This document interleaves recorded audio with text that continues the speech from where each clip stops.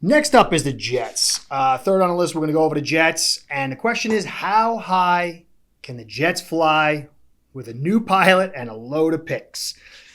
Right off the bat, Donald's probably not going to be there. But what can you get for him? So who's going to be the quarterback? Who are they going to draft? Doesn't look like Watson's in play now. He's got 13 assault charges or sexual harassment charges. So he's out of the picture. So it's going to really come down, and honestly, the Jets should never have traded for him. That would be insane. So it looks like they're going to grab a quarterback at number 2 or, maybe even trade out. My personal opinion, I would keep Donald and draft a rookie and see if Donald can improve his stock with a real staff around him. I mean, because like I said, Fin fan, Adam Gase is terrible. The guy's nuts.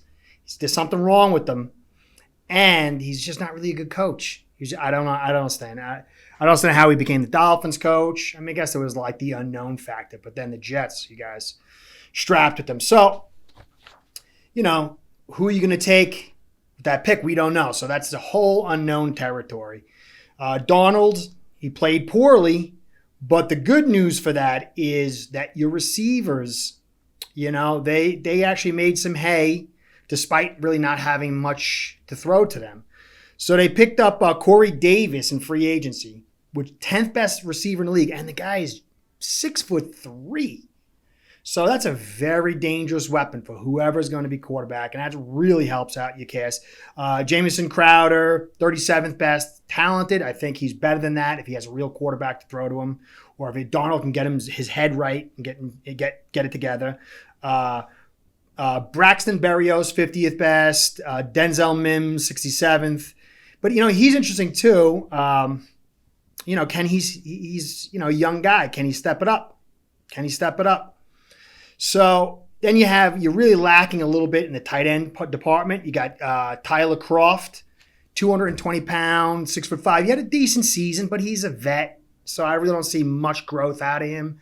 Solid, a solid receiving group. That could definitely see their play rise with better quarterback play.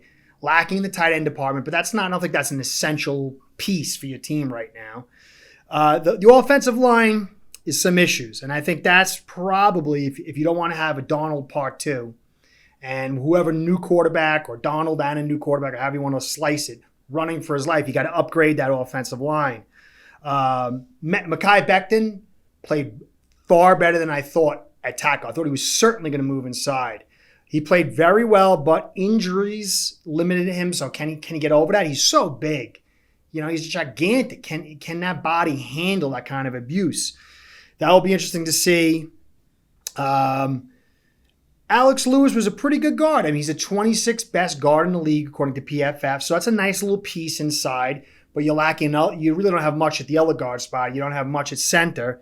And Chuma, he was drafted a couple of years ago. He's got a load of talent. He was very good in pass protection, but terrible in run blocking. So, you got Mekhi, who's a good run blocker. So Chuma could, just be your pass protection tackle, but he's got to get that run blocking game up, or he's just a liability. So, the Jets' offensive line could be better. Chuma just can pick up his game a little bit. He could be that athletic tackle that takes on, the big speed rusher and stuff like that.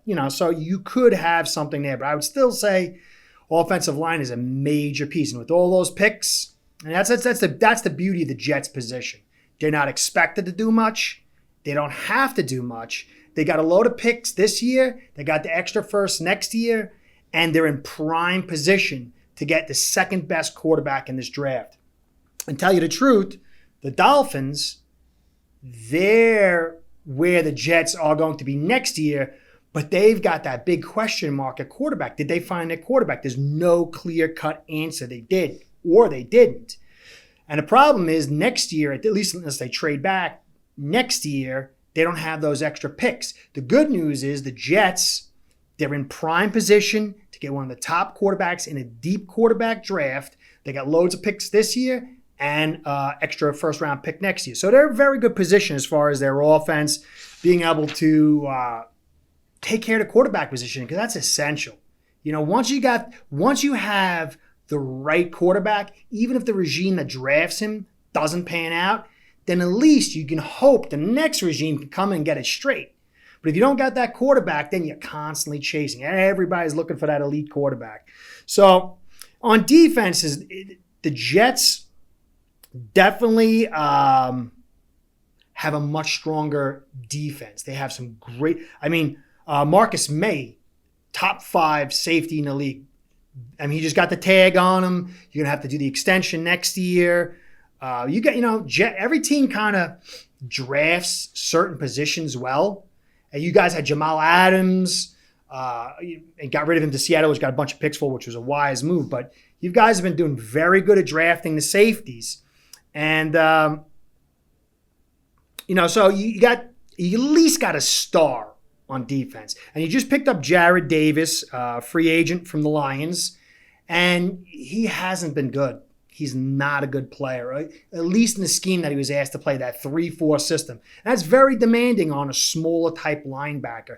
But now that he's coming into a 4-3, where there's going to probably be a 2 gap, they're going to be expected to keep the blockers off the linebackers. Maybe, you could see a renaissance for Jared Davis. I think it was worth rolling the dice. You got Quinnen Williams. You've got Fatukasi. He's 14th best. Quinnen Williams is 12th best. And you got Myers. He's the 35th best. Now, I can't pronounce his name, but I know when we played against you guys, that front of yours was excellent. We didn't have a really good run game, so it's not like I can say that you guys are elite or anything, but you have a lot of talent up front. You got Carl Lawson on the edge, and he had 5.5 sacks. He was 14th best.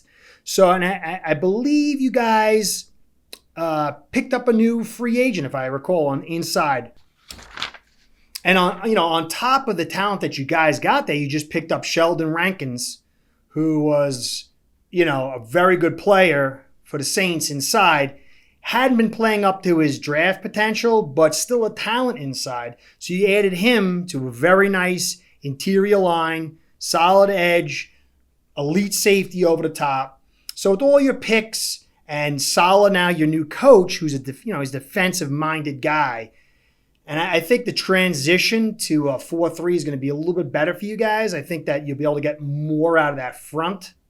You'll probably get maybe 2 gap, maybe even single gap. You probably mix it up where these talented D linemen can start shooting the gap and trying to make plays.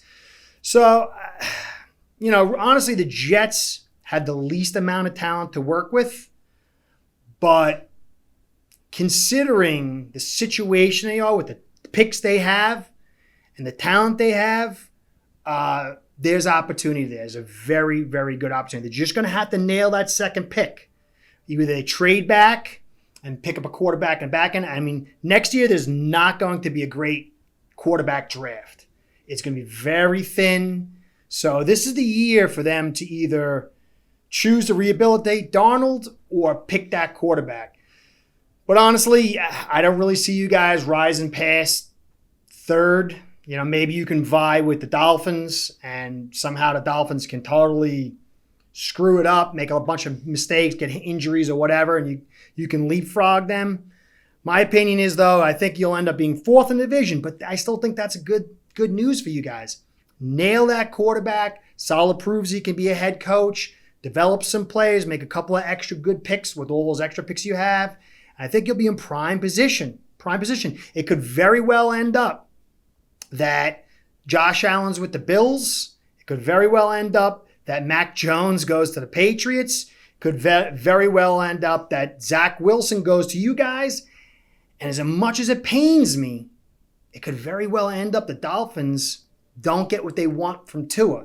I don't think he'll be a bust, but elite, I think there's a 50-50 in that. So it could end up that the Jets are in a prime position and the Dolphins, who appear to be ahead, could find their way backwards. That might not be the case. Tua's working very hard, but it will be interesting. This is a very, very interesting division now. But speaking of the Dolphins, team close to my heart, I put them last because I didn't want it to look like I was choosing favorites. Here we go, the Dolphins. Can the Miami Dolphins overturn the AFC East?